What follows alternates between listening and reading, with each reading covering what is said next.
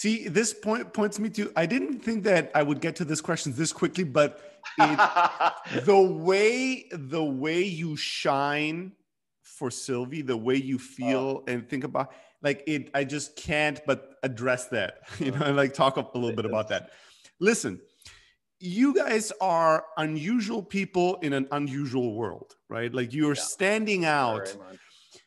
You have a very interesting relationship from the outside, watching you guys, because Sylvie is the fighter. He's the center of attention when it comes to at least the journey of your lives for the past couple of years, of like her journey to greatness, to try to accomplish something that has never been accomplished before, be the fighter with the most recorded fights in history, right? Female or male. That's such a big mountain to climb that you both are like on this journey together. You, as our husband, are not her trainer. You're not her coach. No. You're not her manager. Which would be all the available typical options, for the husband that is involved in his wife's fighting career, right? That's pretty much it. Either these things, or you're not involved at all, other than coming to fights and being like, "Yeah, babe, go." But I have a theory, but I'd love to hear your way of explaining it. How do you describe your role in all of this? Very interesting. That is very interesting. Lately, something we've talked about, and just a very broad analogy, is I imagine the road and she runs it. But what I use to imagine the road is, I'm really good at understanding landscapes, whether they're for her or what is possible. I think a lot about what is possible. And I get intuitions about what is possible. So very much what I do is I kind of set the compass heading, taking as much as I can intuitively on what Sylvie wants. Like, it's kind of interpreting her desires into actionables. And then she just is an unbelievable driving force. And we're always recalibrating about what's possible or what you want or whatnot, and always temperature taking. But what it's led to, this weird combination between those, is that Sylvie has just gone off the charts of what was possible for a female fighter or almost any fighter. And honestly, at this point, I feel like this all has been prelude. But I feel like I'm not answering your question, almost because it's too vast. But so maybe if you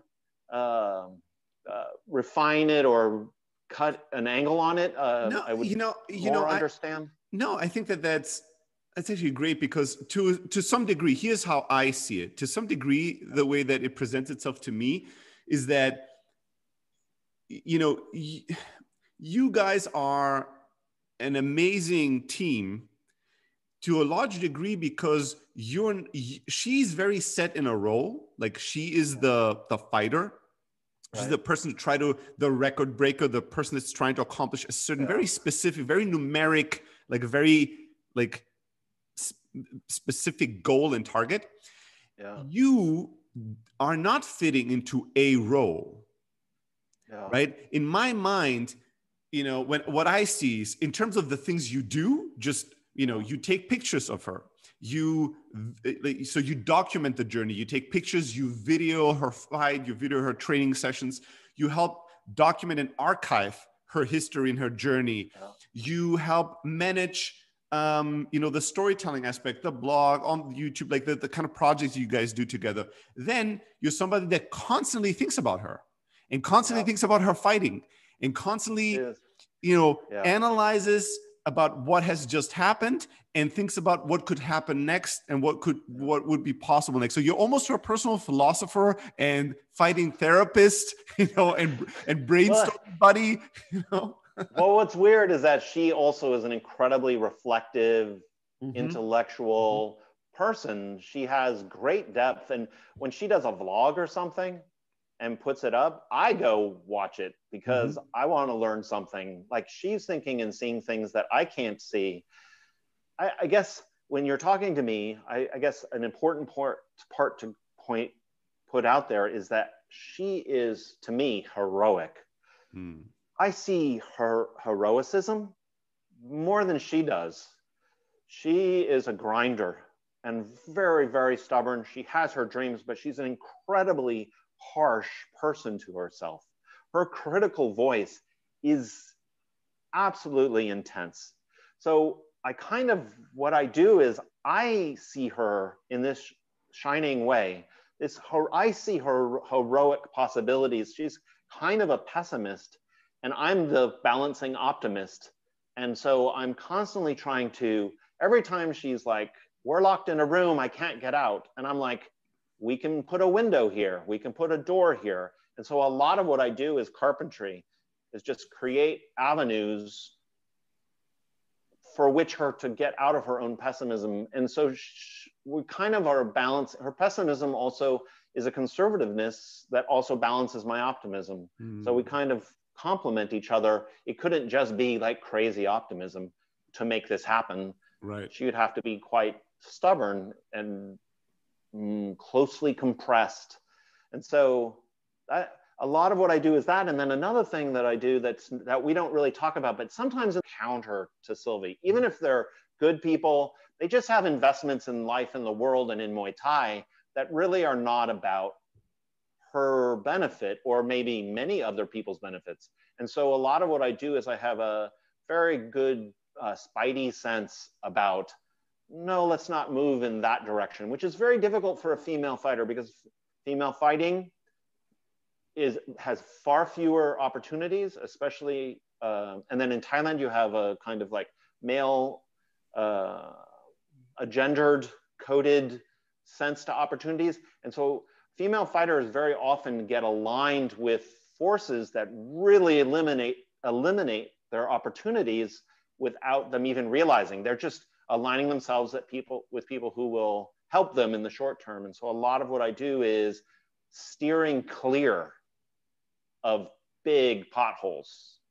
And then I just let Sylvie run, give her like a big field of green and run. And it works pretty good. I mean, it's still very stressful.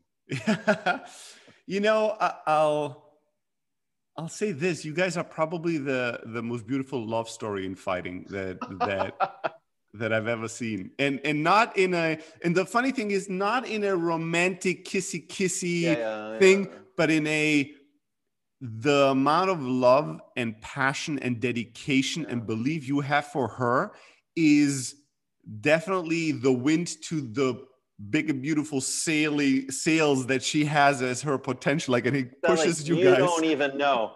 The world does not even know what she has inside of her heart. She is a volcano of possibility. And she is just, even after 267 fights, she's just now peeling off the top layers that have a freedom of expression that is just, I'm usually not wrong. I have very good intuitions.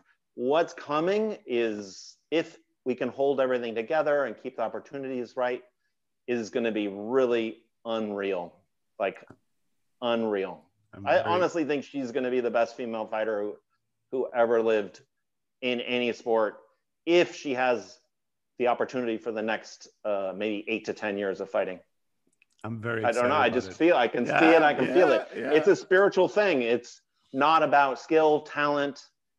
It's just this incredible powerhouse within her. And then all those, as you mentioned, the knowledge that she has of having trained with legends of the sport, just literally 100 of them.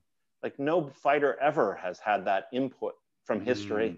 It's very exciting stuff. So if you get me on the Sylvie train, I'm like, wow, I am so excited by it. It is unreal. That's amazing.